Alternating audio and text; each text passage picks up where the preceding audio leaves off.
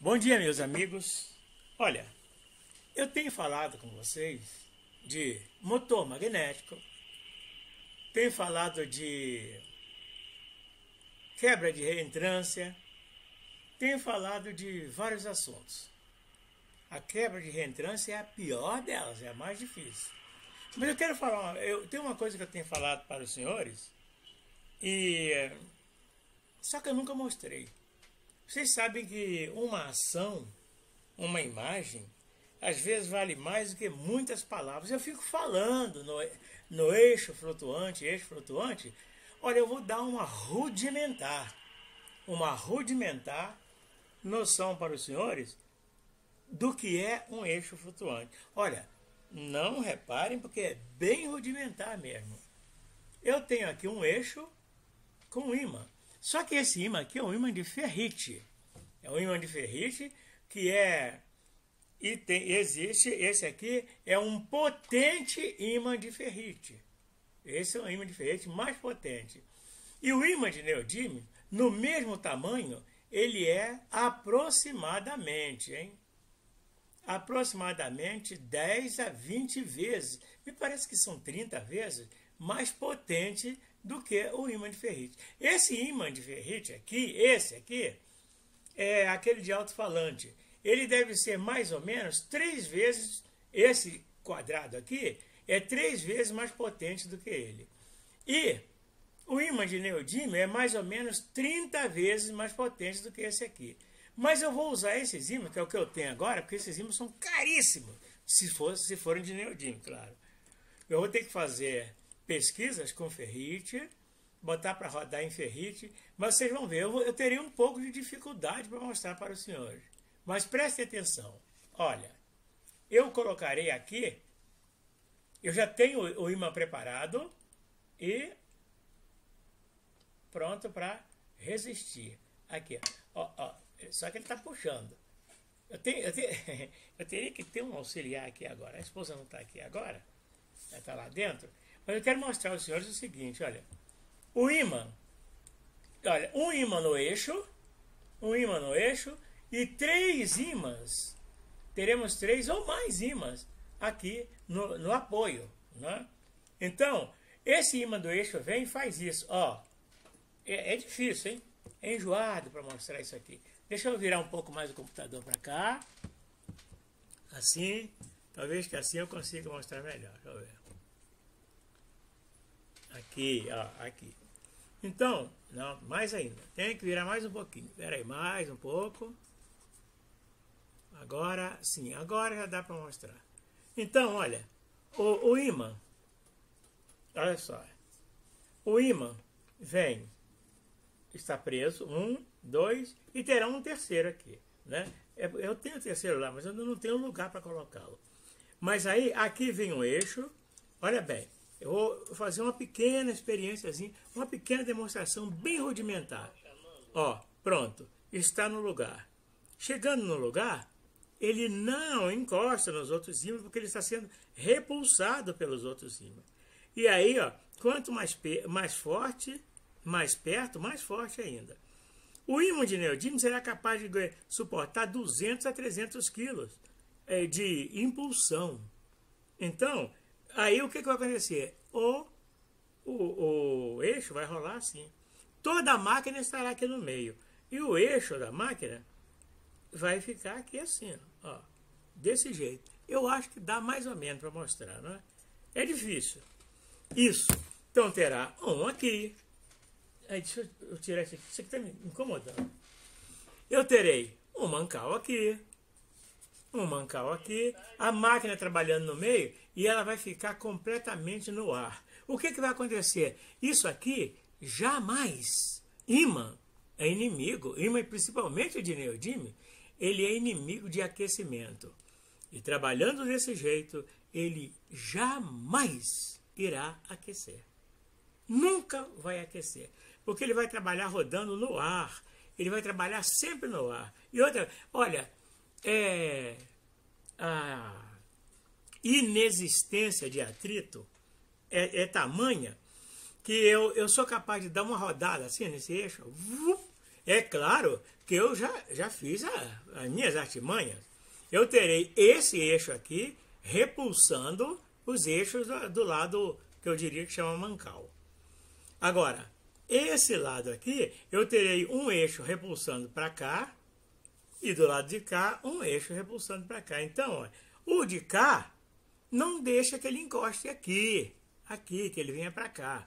E o de cá não deixa que venha para lá. Então, quanto mais perto eu tiver, ele vai trabalhar estabilizado. Não encosta em nada, não tem manutenção, não precisa de lubrificação. Meus amigos, não precisa de nada. É por isso que a ciência diz que o ímã de neodímio é capaz de suportar 400 anos de trabalho.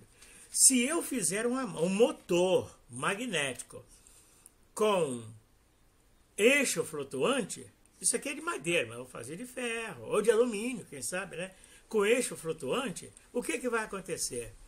Essa máquina tem toda a possibilidade de trabalhar. Olha, dizem 400 anos, nem eu acredito em 400, mas olha, se a própria ciência diz que ele é capaz de ser permanente por 400 anos, eu vou dizer uma coisa, 100 anos que ele trabalhar, nem eu vou ver o final. Então, o que vai acontecer? Ele vai trabalhar sem manutenção.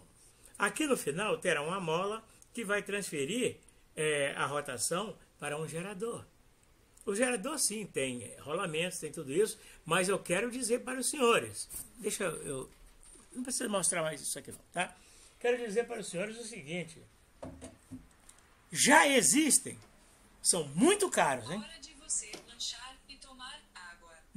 Peraí, tá vendo? O reloginho já me avisou aqui que está na hora de eu lanchar e tomar água. Bom, eu quero dizer para os senhores que já existem rolamentos magnéticos. E o rolamento magnético, ele é como um eixo flutuante.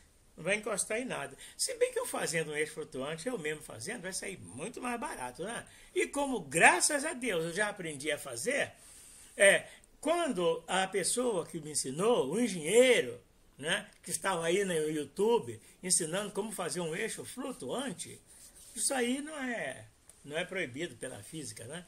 Que me ensinou, ele estava ensinando a fazer um eixo flutuante, e eu não sei por que ele não ensinou as defesas de como ele não escapar para um lado nem para o outro. Ele ensinou a botar uma trava aqui assim, uma bolinha, um pino.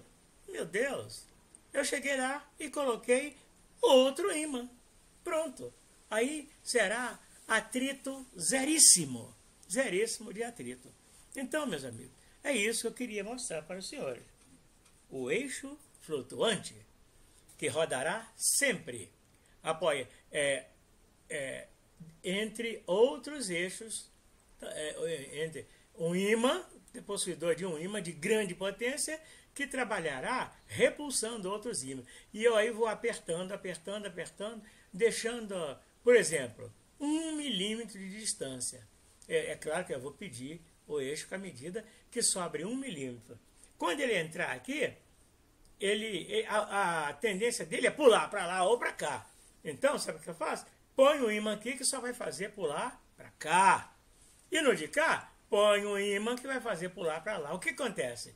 Se esse aqui não deixa vir para cá, suporta aí uma força, né? Uma força de 200, 300 quilos para não deixar vir para cá, aqui também suporta para não deixar vir para cá. Então o que acontece? A gente, através de parafusos, chegando, aproximando, né?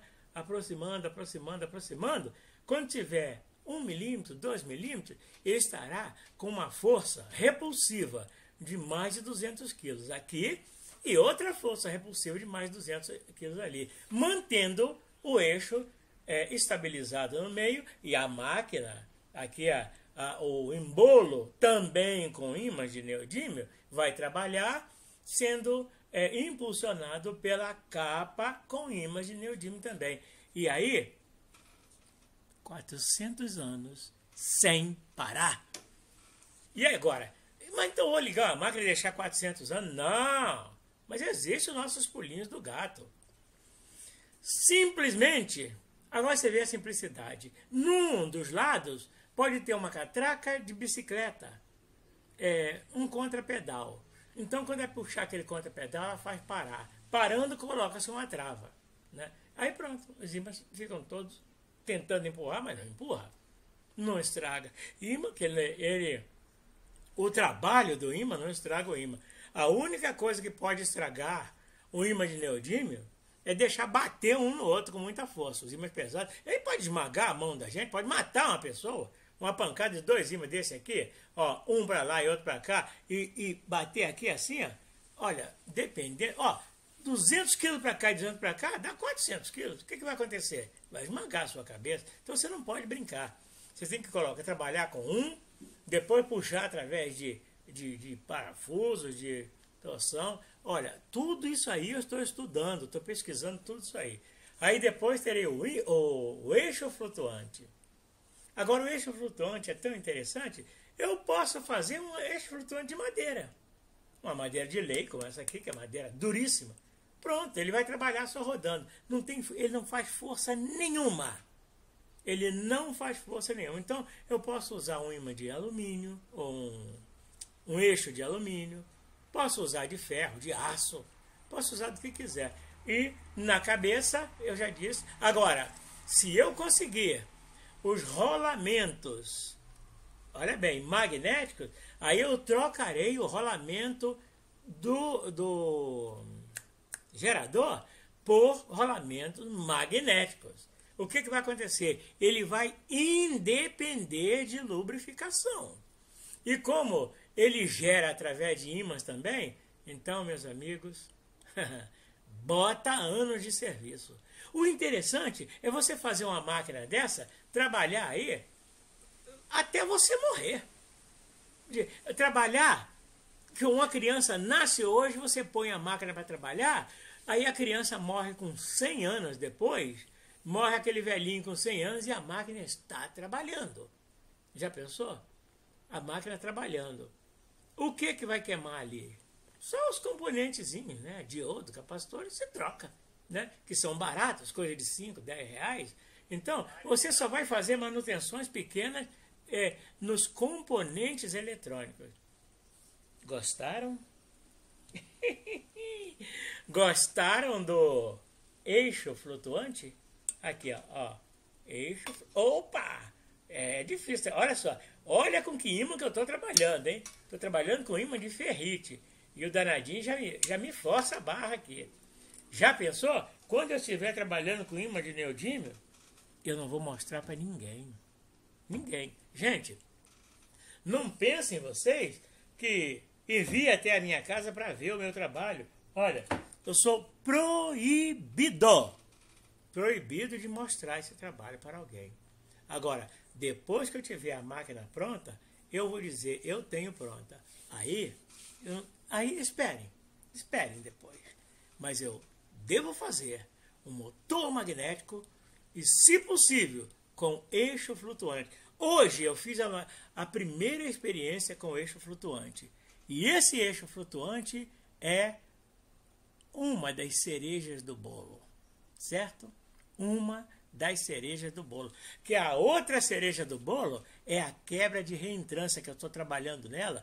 Eu fiz aquele negocinho que eu mostrava vocês rodando aqui. Ele não aceitou a quebra de... eu tenho 100 ímãs aqui. 100, comprei 100 ímãs. Então, mesmo usando os 100 ímãs, eu encontrei reentrâncias em 10 milímetros. 10 milímetros, encontrei reentrância entre 10 milímetros. Então, eu vou trabalhar com a... eu esqueci o nome, a alternação de ímãs. Aí, alternando os ímãs, aí sim, eu posso, quando chegar na hora de uma reentrância, eu terei uma impulsão de outro conjunto de ímãs. Ok, meus amigos? Aqui está fazendo muito frio, ó, e agorinha mesmo estava assim, ó. Bom, mas eu esqueci de falar um negócio com vocês. Olha, quando eu estava falando das duas escoras, ímãs de escoras aqui, eles vão pressionando com força para o meio. Como os dois têm a mesma força, vão segurar no meio. E o eixo flutuante vai ficar livre, tranquilo, como quem está no centro de um furacão.